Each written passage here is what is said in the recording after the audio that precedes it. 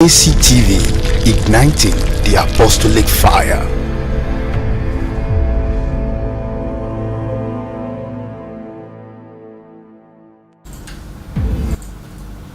Yes, good morning. It's a beautiful Tuesday morning and it's a delight to be here on Cactv. This is the newspaper review on Morning Dew. I am Mudut Dominic. Good morning, and I'm Dapo Olorunto. Mudut, good morning. How are you? I'm fine. All right, so quickly we'll go on a break, and when we come back, we'll take a look at the quote for today, and then we'll also take a look at the story making headlines around the globe. Please stay tuned. We'll be right back. Cactv, igniting the apostolic fire.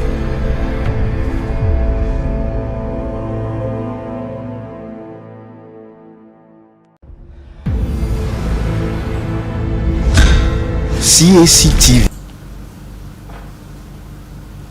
Welcome back. The quote for the day is from the book of Proverbs, chapter 8, verse 17 down to 19. I love those who love me, and those who seek me diligently will find me. Verse 18, it says, riches and honor are with me, enduring riches and righteousness. And last verse, which is 19, my fruit is better than gold, yes, than fine gold, and my revenue than choice silver. What is the Lord saying in this scripture?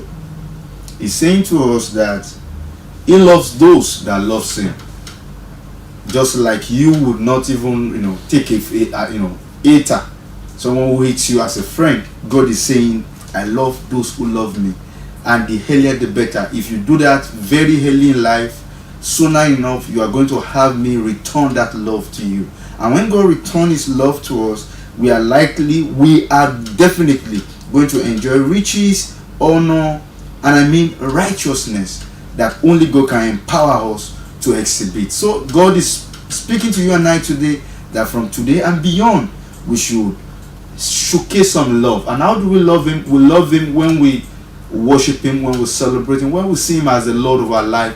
And we love Him more even when we love our neighbors, we love ourselves. That's what God is asking us. Just like He said in that Matthew 22, that this is the first and the great commandment: love God with all your heart, with all your soul, and with all your mind. And the second is like unto it, love your neighbor as yourself. In these two and all the laws of the prophet. So God is asking us to love Him, and He will love you too. The good news is He loves us even before we love them. Of course. So this is just an affirmation that if we love Him too, we will enjoy. Yes. God bless you. All right, thank you so much, Dapo, for that quote for today. All right, quickly, let's take a look at the stories making headlines, and we're starting with the Punch. So what's Punch saying? The first story says strike. FG threatens Labour with contempt charge. NLC adamant. The federal government on Monday asked the organized Labour to shelve its planned strike slated to commence on Tuesday, being today. The government reminded the Nigerian Labour Congress and the Trade Union Congress of a restraining order issued by the National Industrial Court in Abuja on Friday. The TUC president, Festus Osifo, had announced at a press conference in Abuja on Monday that the labor action would commence on Tuesday, being today, in protest against the alleged assault on the president of the NLC, Joe Ajero, by suspected thugs in Owerri, Imo State. On November 1st, president of the NIC, Justice Benedict Kenyip, had restrained the Labour Center and their affiliates from embarking on any form of strike. The judge issued the order following an application brought before the court by the federal government through the Attorney General of the Federation and Minister of Justice, Chief Lateef Fagbemi-San. The Special Assistant to the AGF on Communication and Publicity, Kamorudin Ogundele, in an interview with one of our correspondents, warned the union that any action taken in violation of the court would amount to contempt. Okay, so that's the first story that we have, and we can see right there that NLC is also, threatening the government that they will come back again with strike, and they've been going back and forth on this. And for this particular issue, I quite understand their Agitation. the agitation. They want a result for whosoever has this store who actually beat up their president for whatever reason it is. And now if they are coming back again and saying that they want to go for the strike, I think it's a big deal, because no result so far ever since they started this has been given to them, and what they expect is result. So what's your take on this? Well, for me, I think the major force, the driving force of every economy, it is labor. The labor congress of every nation, is the industrial power behind their revenue and industry and the economy at large. If we fail as a nation to pay attention to the cry of our labor force, we are saying that our economy can go to hell. That's what we are saying. And if we try to go by using the judiciary to intimidate them, to keep them mute at their rights, at their opinions on how they want to be treated, I think we are going to, by that act, shatter possibility of a very good economy.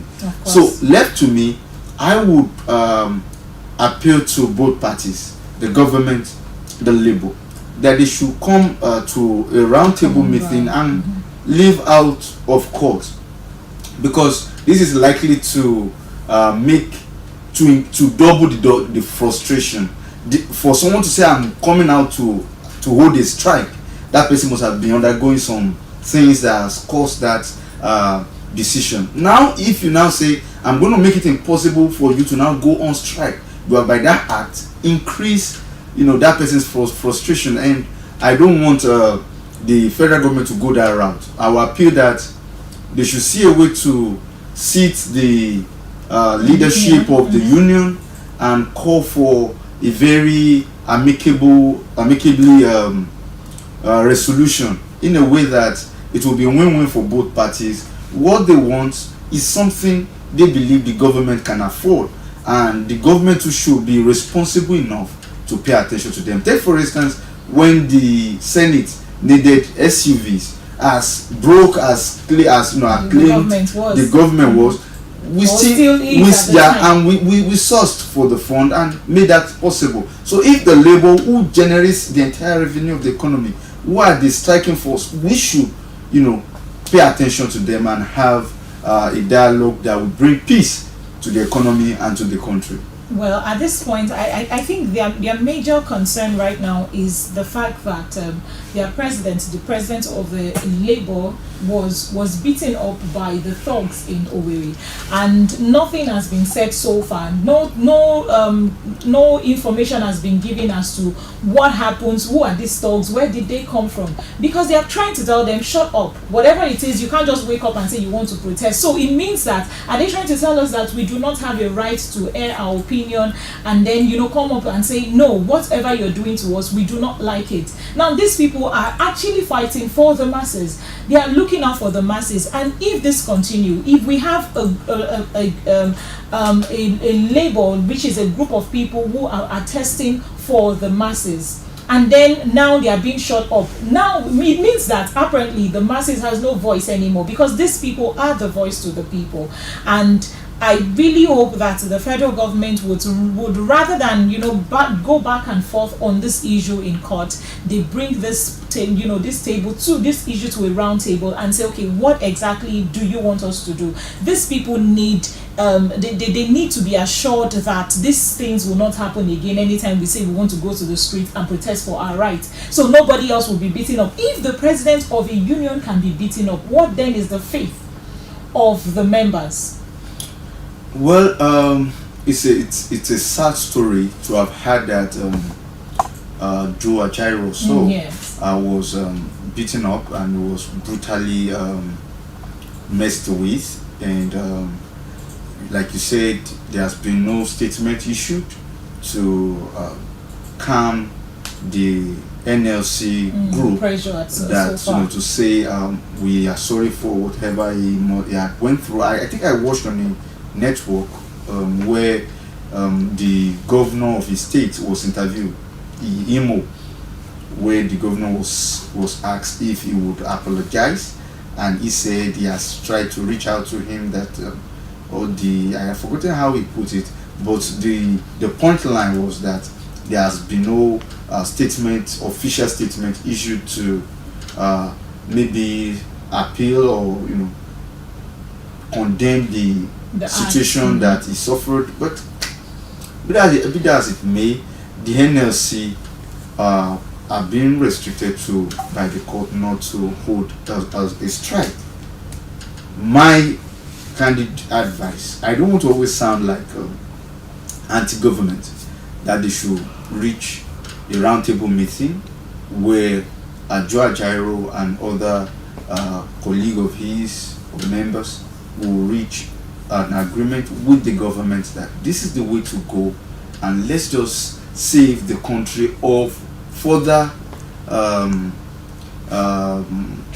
trauma that the economy is likely to suffer as a result of strikes and what have you. Yeah. All right, thank you so much for that insight. So we'll take a look at the second story, and this says Lagos drivers protest last mile extortion, commuters stranded. Commuters were left stranded across various bus stops in Lagos State on Monday following a protest by commercial bus drivers over alleged arbitrary arrest and extortion by officials of the Lagos State Transport Management Authority. The Punch Metro learned that the drivers who also frowned upon the activities of officials of the Lagos State Environment and Special Offences Enforcement Unit withdrew their services, thereby forcing the workers to trek long distances. The protest took effect in most parts of the state, including areas such as Egbeda, Ikeja, Iyanoipaja, Agege, Yaba, and Iyanoiba. Okay, our correspondents who monitored the event observed how the transport workers embarked on a procession at their respective locations across the state. Along the Lagos-Abeokuta Expressway, the protesters were seen marching from the Abulegba area and headed towards the Ilezik section of the road. Trouble, however, started when the protesters met a resistance by some police officers who fired tear gas, canisters at them at the Magoro end of the road. One of the cans of the tear gas also caused damage to the eyes of one of the commuters. It was also learned that some of the protesting drivers forced passengers out of some buses whose drivers were not participating in the protests. This is, a few weeks ago we also had cases of this last mile issue with a driver. I think this one happened along what was this major where we park trucks, where the trucks are always parked. What's that? Papa, where it was said that a driver stabbed one of the last man and was taken to court. We had that case, over time. So now this again is happening, and I'm really wondering, are these people doing their job? Because when this happens, it affects everybody. And to now see that some passengers were being pulled out of a bus of a driver who wasn't joining in the protest is a big deal. Now they not make it mandatory for everybody to join because it is an issue affecting everybody. Now, Lasma, these officials, are they really doing their job? Because now this morning when I was coming, another one of this shuttle bus was also old ransom. For whatever reason it was, because I know that these drivers can be a thorn in the flesh sometimes. But the LASMA are not, they are actually leaving their job and facing what they are not supposed to face. Meanwhile, there are pressing issues. There are trucks who drive on the road, and you need to see the smokes coming out from them. It's choking. They don't pay attention to that. You see some trucks carrying heavy loads that are beyond the truck itself, and before you know it, it collides and cause accidents, and they are not paying attention to things that are more important. And now to see that this is actually happening, for to it to get to a point where drivers are now protesting, it means that is a big issue. So what's your take on this? Well, I think, to the best of my knowledge, I think their role of duty is to monitor traffic and control traffic. Now they have left that point of duty and now have now made into something else. And have now made themselves, a large number of them, not all of them, but a large number, has made themselves the towing tool for any car they see around anywhere, park in any part of Lagos.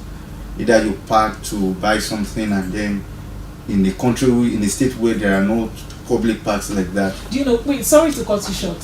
You know that in this part of our country right now, you can't drive on the road and miss your way and stop until you want to ask a LASMA official your way. They are always waiting for you to just do one mistake, just pass one road and tell you that you did not see that there was one signpost. And this happened because, I have to say this because there was a time I was driving with a friend of mine and we missed our way. So we needed to stop. We saw a last man ahead of us and we needed to stop and ask. He just said, no, don't stop. Oh, because if you stop now, the next thing they will come and arrest us and say that we stopped wrongly. They won't know whether we wanted to ask them about our way, whether we missed our way or not. They don't want to know. That is the point at which it has gotten. The fear of LASMA on the road is the beginning of driving wrongly. So continue. So for me, well, I think what the drivers did yesterday is right, to have held the protest, to seek the attention, to call the attention of the government, to see that they are not being fairly dealt with by their LASMA officials. They are their boss, and the sad part is during election period you see them act very normal because they need people to vote, and then the moment the election is over, they go back to their madness and then they start harassing drivers and all. What?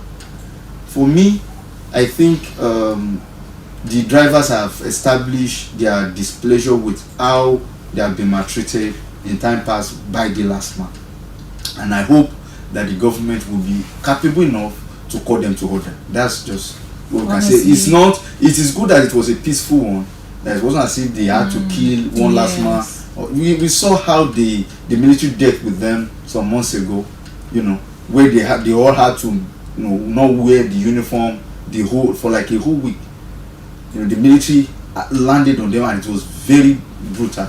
We saw how they feared for their lives. So I thank God that the citizens did not go that route, trying to beat them up, because they don't. It's not as if you use gun, you have any ammunition with you, but there you are there oppressing people. So people can actually deal with you. So for them to have let's just go the route of a peaceful protest is a laudable one. It's a kudos to the drivers who are participated in that protest. And I also look forward to the federal government stepping into this and making sure that a quick response is being given so this doesn't continue. We are already facing too much as a nation, and to add up to it from the officials is a no. Okay, so let's take a look at the last story that we have from the Punch, and this says join nationwide strike ASU direct members. The Academic Staff Union of Universities has written to all zonal coordinators and chairpersons of the union and demand that members be mobilized for the nationwide strike in line with the directive from the Nigerian Labour Congress and the trade union. The letter, which signed by ASU's national president, Prof. Emmanuel Osodeke, was issued on Monday night The letter read, "The Nigerian Labour Congress at a joint National Executive Council of NLC and TUC directed all affiliate unions to commence withdrawal of services with effect from 12 midnight today, November 13, 2023, as an affiliate of NLC. All members of our union are hereby directed to join this action of NLC to protect the interests of the Nigerian workers and the leadership of the union. Zonal coordinators and branch chairpersons would immediately mobilize our members to participate in the action. A people united cannot be defeated." It also reported that the Labour Centre on Monday announced the commencement of a nationwide strike. The strike is to protest the battering of the NLC President Joe Ajero and some other executive of the Congress in Owerri, Imo State, on November 1st, as well as the pending labour issues in Imo State. Okay, I think this is part of the things we've discussed in our first topic, but to see that ASU is intending to join the strike is what I do not find interesting at all, because the last strike, we knew how long it took the pupils, and see, we're talking about too much hardship in the economy already, and then to now see that pupils that would have, students that would have finished education long before now are now still facing this issue, considering the fact that a lot is being put into it. Parents are struggling to make sure that they finish up the academic without any disruption of whatsoever. Please, personally, I am pleading that the federal government should pay attention to these things so that the ASU will not join in this strike. Students who are supposed to finish their education since last year are still, finding themselves in school this year. And this year is running out already, which means they will also have to move next year. My younger brother is currently at home because of a strike in their school. That one has to do with the school itself, based on the fact that they are not being paid. So it's really a big deal, and I hope that the federal government step in as soon as possible to see that this is being sorted amicably. There is really not much to talk on this because it's hurting. It's really hurting, and I do not pray that ASU join this, but seeing that for them to have used the phrase that a people who are united cannot be defeated, it means that it's a strong one, and it really calls for a lot of attention. Doctor, do you have something to say to this before we go to the next? I think it's unfortunate that the leaders of Nigeria who are in power today once benefited the free qualitative education that Nigeria government used to have in time of Western. We were then in Western education or something in the days of how that it was a region, the east, the north, the south, so everybody were doing fine, and then they had their education free. It's sad to now see how students will have to go on strike every now and then, hardly a year before without the school, strike. And it's not as if the syllabus is even okay. It's not okay. We see how they maltreat our people when they try to go and do their further education, how they intimidate them with their results, with their telling them that this is not it, you have to start tests, again and all of that. So it's a shame that we the country, and it's a pointer to the president because they are still fresh in office. The newly appointed Minister of Education, I think himself, the president, they should look into the matter and see how they resolve all these strike issue, strike on education, strike at the NSC level. It's crazy.